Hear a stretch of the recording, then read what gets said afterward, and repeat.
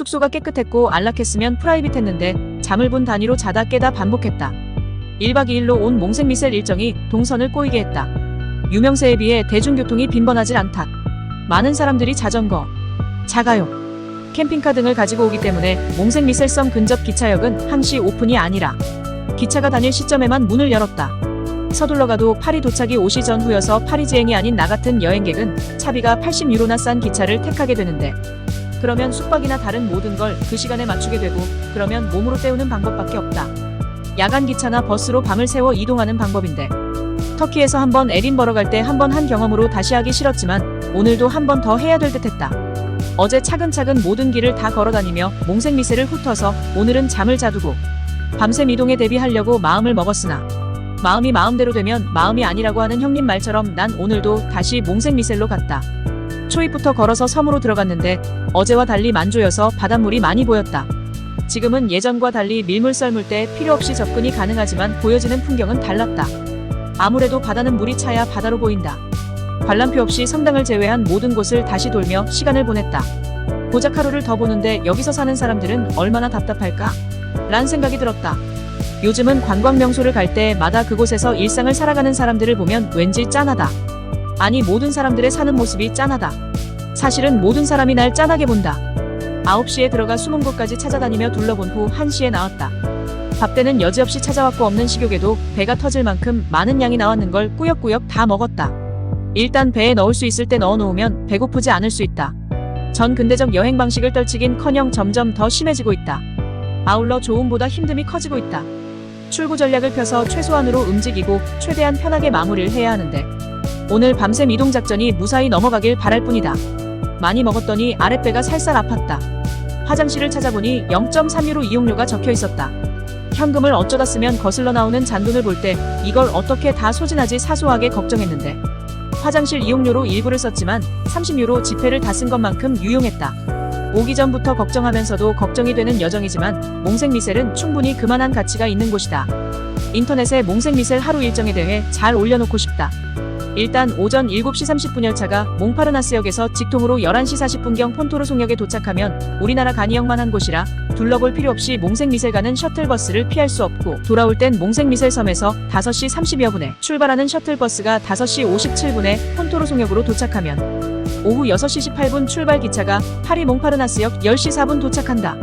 일단은 겁을 내지 말아야 하는 게 첫 번째인데 내 경우 겁을 엄청 냈다. 제일 겁 안 내도 되는 입장인 놈인데 성수기일 때는 잘 모르겠고 기차 예약만 되면 상관없으니 기차 예약이 어렵다면 패키지로.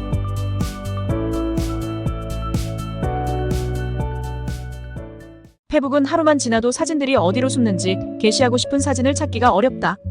분명 내 폰에 있는데 혹시나 해서 기능 검색해보면 우리나라 관공서 홈페이지 보는 느낌이 든다. 사진으로 때우질 못하니 글로 때워야지. 몽생미셀에서 파리를 가서 버스 타러 가는데 중간에 지하철 수리를 위해 운행정지. 어쨌든 파리에서 리옹을 거쳐 이탈리아 토리노에 도착. 혹자는 운전해서도 가는 것도 아닌데 자면서 가는 게 뭐가 힘들다고 할 수 있음. 1200km 가까이 이동. 그래도 시차가 없어 바로 적응 가능함. 시차 극복하고 A매치 경기하는 사람들 모두 존경. 국경 넘어서면서 산악지대를 통과하는데 길고 긴 터널을 여러 개 통과. 괜히 국경이 생기는 게 아님. 조금 일찍 체크인하고 잠시 졸다가 헤매고 다님. 토리노는 길들이 넓고 쭉쭉 뻗어 있음. 한때 사보이 왕가의 궁전이 있었고 초대 이탈리아 수도, 유벤투스 홈구장, 동계올림픽 주최지. 볼 게 없는 게 아니라 볼 힘이 없었다. 그래도 겉핥기식으로 둘러볼 욕심. 일일 무제한 티켓 구매. 그래봐야 3회 이용. 딱 봐도 관광객들이 잘 안 보이고 붐비는 곳도 별로 없지만 시가지가 매우 넓음. 특히 도로 구조가 신기함. 차도, 주차, 자전거길, 인도 대충 그러함. 사람들이 밥보다 에스프레소, 젤라또를 더 많이 먹는 것 같아 따라서 해봄. 젤라또는 처음으로 맛있게 먹음. 뭐가 들었는지 속이 든든. 더위 탓인지 2시간 후 바로 망고 젤라또를 또 먹었는데 실제 망고가 씹혔고 처음보다 맛이 덜함. 다른 나라보다 옷차림이 더 단정하고 세련된 사람이 좀 더 많이 보임. 관광지로 만들 마음만 있으면 관광도시가 될 가능성 충분히 많음. 프랑스보다 기온이 높아서 그런지 시내버스에 에어컨 나옴. 찬찬히 보면 참 좋을 곳인데 너무 비슷한 곳을 넘치게 보고 옴. 왠지 사람 살기 좋은 곳 같음. 별도로 뭘 찾아보려고 노력도 안함. 운기 조식하려는 계획을 확실히 지킴. 이틀 쉬었고 올 때 1시간 30분 빨리 하차해서 쉬려고 해서 다음 목적지를 3시간 이상 힘들게 가야 함. 아직도 당장 좀 편하려 하면 뒤에 좀 더 힘든 과정을 밟아야 한다. 토리노는 유명세가 낮아 죽기 전에 꼭 보라는 곳이 없어 쉬어가기 좋음. 익명의 즐거움을 겪고 싶은 사람들한테 매우 좋을 듯. 그래서 숙박비가 조금 낮음. 아마 파리에서 못 자고 넘어온 이유일지도. 좋은 곳인데 그냥 지나치는 셈. 내게 일용할 휴식을 준 곳. 게스트하우스에 일찍 들어왔다. 사가지고 온 맥주 2캔을 시원할 때 먹어치웠다. 이유는 냉장된 맥주가 2유로 가까이 비싼 걸 나중에 알아서였다. 시원한 이유로 비싸게 받았으니 시원할 때 먹어야지. 느즈마키 트램을 타고 나가서 구경을 좀 더 해보려고 다녔지만 디지털 박물관이란 곳 외관 말고는 볼 것이 없고 딱히 북적거리는 곳도 없었다. 게다가 내일 새벽 출발할 일정 때문에 일찍 들어왔다. 일정 확인차 예약 확인을 했는데 카드는 결제가 됐는데 예약 실패로 나왔다. 예약 어플로 들어가 챗봇 상담이 원활하지 않으니 상담원 연결이 되었다. 결론은 내 예약이 안 된 건 과금이 안 된다. 왜 예약이 지체되고 실패가 되냐고 했더니 표가 없을 수도 있고 몇 번을 더 확인하고서야 잠을 청했다. 카드 결제를 해서 중복과금은 당해본 적이 없지만 매번 찝찝한 기분이 든다. 특히 해외여행 중에 더 심하다. 의사소통도 문제지만 지나가면 그만일 것 같아서 아침 6시 10분 열차를 타러 나섰다. 조금 일찍 도착해서 20분 여유가 있었다. 기차 시간 전광판을 보니 내가 탈 기차가 30분연착이었다. 밀라노에서 갈아탈 열차 시간 여유는 25분밖에 없었는데 6시 출발 다른 열차를 예약했는데 또 결제 중이란 오류가 떴다. 일단 연착기차는 억울하지만 반환 수수료 물고 반환했다. 6시 기차표가 결제가 안 된 줄 알았지만 일단 올라탔다. 시간이 일러 사람들은 거의 없었다. 그래도 기차 검표원은 나타났고 하나씩 검사를 했다. 그 전에 화장실에 숨어있을 생각도 살짝 했다. 이런 상황엔 항상 내중심사고로 돌변해서 내가 뭘 잘못했나로 돌입한다. 객실에서 나와 통로에서 검표원을 기다렸고 결제 중이란 휴대폰 화면을 보여주며 내 기차가 연착이 30분이나 됐고 난 꼭 기차를 타야 했고 예약을 했는데도 너무도 착하게 생긴 검표원이 노플라블럼 한마디 하고 지나갔다. 눈치상 들어가 앉아서 가라고 하는 듯 했다. 검표원 한마디에 긴장이 풀렸다. 죄짓고는 못 산다. 가끔 가장 용감한 성격은 사기꾼들이 아닌가 생각한다. 조폭한테도 검사한테도 자기 직업에 대한 소명을 다하기 때문에. 정말 별짓을 다해서 오전에 체르마트에 도착했다. 내리자마자 경량 패딩을 꺼내 입었다. 토리노에서 33도 더위에 있다가 20도만 되어도 한기가 느껴졌다. 산장까지 오는 길만으로도 스위스행은 만족한다. 사악한 물가는 독일에서 온 게스트도 혀를 내두른다. 한국과 독일 물가가 비슷할 거라고 했다. 무슨 촬영차 미넨에서 왔다는데 출장비가 그렇게 없었나? 왠지 독일인을 보면 친근감이 간다. 고교 제2외국어가 독일어여서 그런가? 키읔키읔. 내가 지낼 주위 모든 곳에서 마테오른 전망이 확보가 됐다고 볼 수 있다. 파라마운트사가 왜 영화 시작전 마테오른을 별로 뺑 돌리는지 알만하다. 마테오른을 두고 한 말 무엇을 상상하든 그 이상이란 말이 한때 유행하더니 공원에 있는 S자 벤치에 누워 한참을 봐도 지겹지 않다. 산은 가만히 있어도 구름이 오고 가고 햇볕이 계속 변하니 한시도 제 모습 자체로 잊질 못한다. 스위스 물가는 단연 넘버원인데 관광객들에게 스위스 트래블 패스를 사면 모든 교통비가 공짜이고 특정 케이블카 산악열차도 50% 할인을 해준다. 하지만 그놈의 패스값이 만만치가 않다. 부지런히 설치고 돌아다니면 충분히 본전을 뽑고 적당히 돌면 패스를 사서 할인을 받은 거나 안 사고 안 받은 거나 별 차이가 없고 나같이 세월 잡아먹고 다니는 놈은 거의 본전 찾기가 어렵다.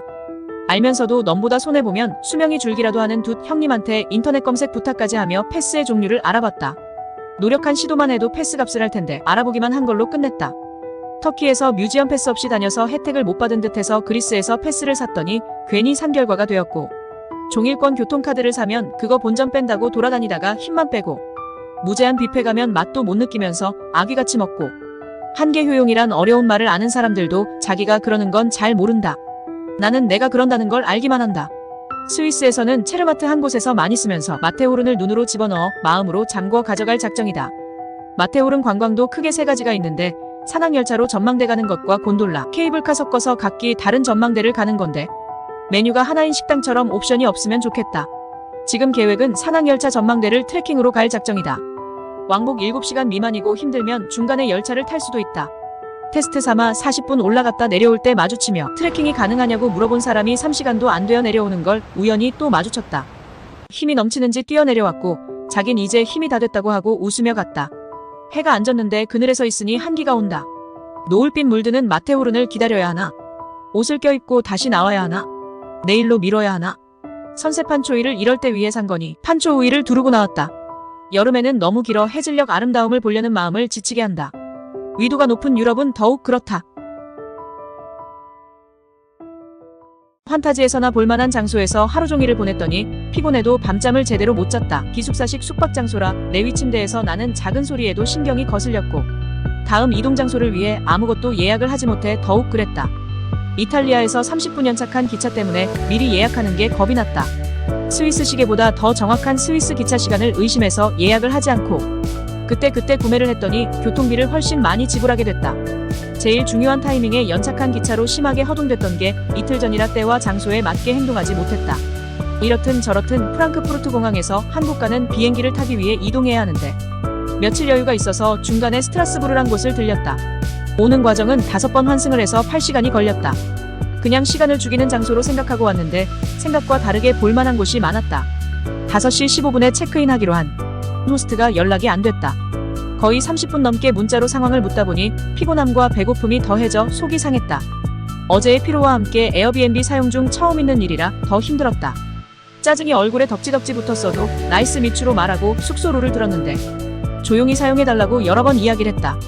그렇게 걱정되면 하질 말지.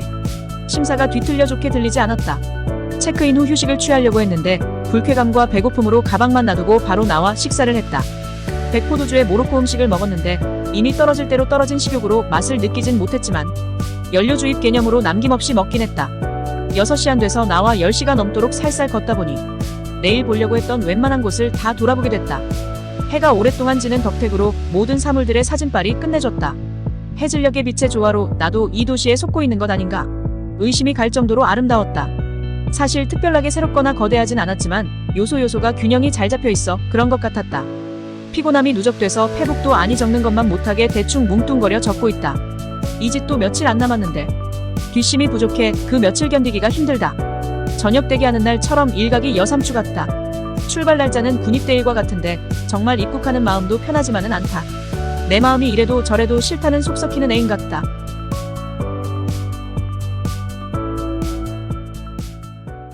나무로 된 계단은 사람들 발걸음에 달아 중간 부분이 안으로 패여있다. 게다가 어떻게 해도 발 디딜 때마다 삐걱 소리를 피할 수 없다. 라인강 지류가 시내를 감싸고 있어서 낮고 넓적한 관광페리가 수시로 지나가고 카누를 타는 사람들이 서로 장난도 시합도 하며 재밌게 놀고 있었다. 예전에 카약을 사서 한강에 타러 갔더니 사전 신고를 해야 된다고 하고 해서 절차만 밟다가 포기. 사실 한강은 너무 넓어 괴물도 살 것 같아 카누 같은 소규모 1인용은 좀 무섭다. 강 따라 오랑주의 공원에 갔다. 바람이 불어 더윈 못 느꼈고 그늘 밑 벤치에 앉아있으니 시원해서 졸음까지 왔다. 오랜만에 평안함이 온몸을 감싸 안았다. 평범한 숲을 가진 공원이었지만 묘하게 안식을 가져다줬다. 아무 생각 없이 한동안 이 벤치 저 벤치에 앉아 바람을 즐겼다.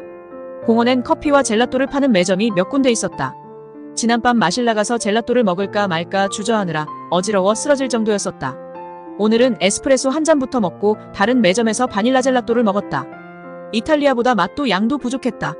관광지라 그런지 아니면 수제품이라서 인지 특정 젤라또 가게에만 줄을 서 있다.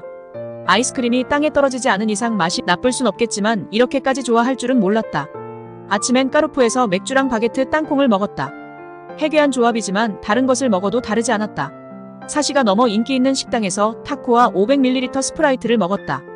멕시칸 음식이 제일 입맛에 맞았다. 이곳에서는 패스트푸드도 14유로 정도라서 싸다고 먹는 건 아닌 것 같다. 진짜 싸게 먹는 건 침리와 탄산음료를 슈퍼에서 사서 공원에서 먹는 건데 잘 먹을 나이에 청소년들이 강둑에서 그렇게 먹고 있는 걸 많이 봤다.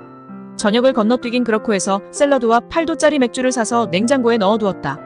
자기 전에 먹고 숙면에 도전해볼 생각이다. 오후 7시가 넘어도 오후 4시 같다.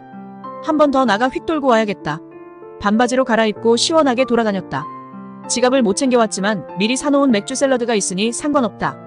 무슨 일인지 바람 온도가 완벽한 것이 어찌 수상하다 생각들 정도였다. 보방댐이란 곳에서 구도심이 파노라마 전경으로 보였다. 잘해야 5.6층 높이지만 보여지는 풍경은 줌으로 당겨놓은 색다른 모습이었다. 여행 막바지라 내기 마음을 더 줘서 그런 건가.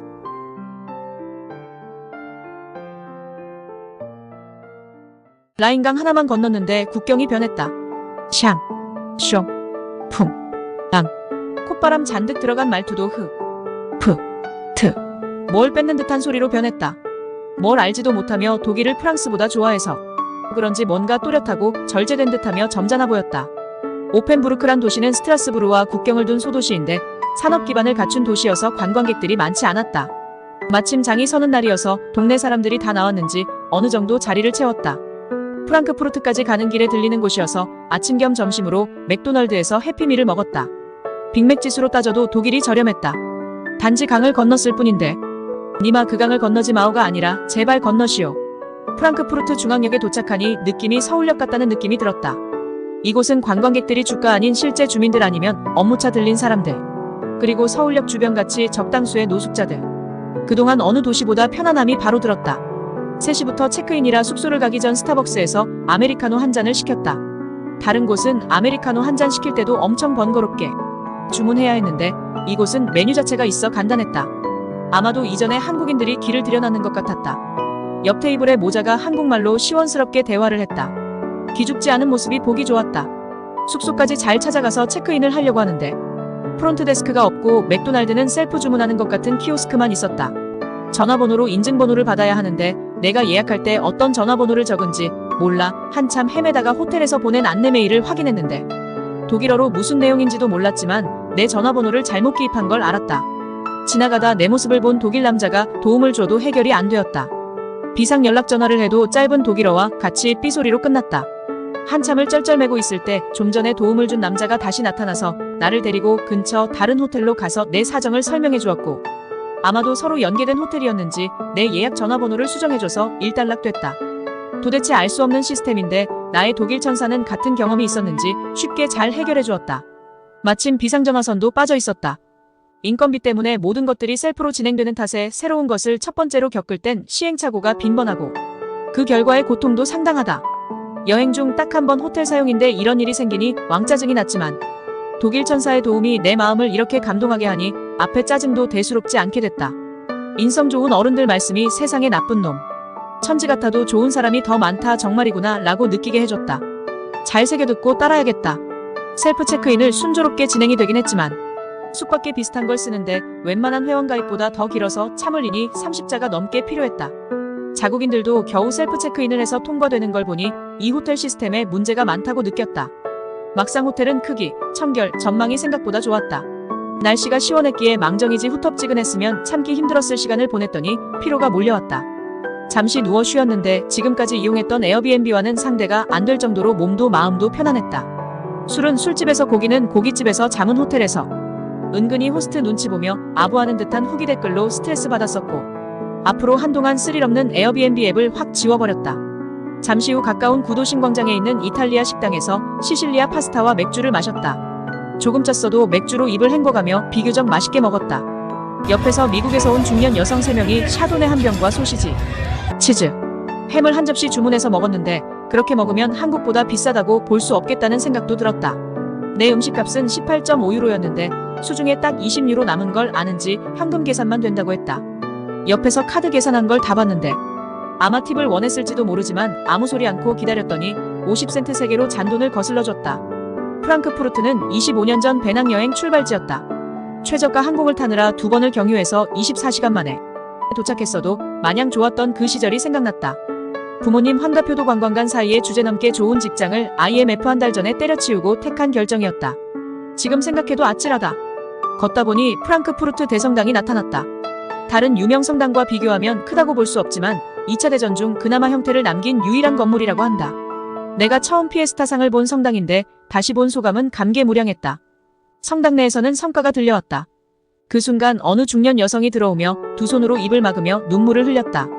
무슨 힘든 일이 있었는지 모르지만 내 마음까지 울컥하게 했다. 내가 왜? 동전으로 3유로가 채 되지 않게 남은 돈을 소진하려고 알디라는 슈퍼에 갔더니 한국보다 싼 물품들이 꽤 많았다. 깨눈엔 똥밖에 안 보인다고. 와인 한 병이 2.7유로 하길래 미심쩍어 하면서도 사가지고 호텔로 들어왔다. 비상용 요기거리로 산 땅콩, 초콜릿을 안주 삼아 먹었다. 큰 창문을 활짝 열고 마천루를 치켜 올려보며 마셨는데 술에 취해 블랙아웃이 된 것도 아닌데 아무런 느낌도 없었다. 호텔이라서인지 술 탓인지 3시간 정도는 숙면을 취했다. 자다 깨다 하며 아침이 되었다. 입맛과 상관없이 배는 고팠다. 싸이가 막 낳은 딸을 두고 군대 재입대하고서도 배는 고프고 밥은 잘 넘어가더라는 말을 천연덕스럽게 할 때 공감의 웃음이 나온 것과 같은 것인지 지난밤에 갔던 슈퍼에서 초밥과 조각피자 등을 점심용까지 샀다. 아침을 호텔에서 먹고 나서도 남은 오후 7시. 비행기 출발 시간까지 너무나 길었다.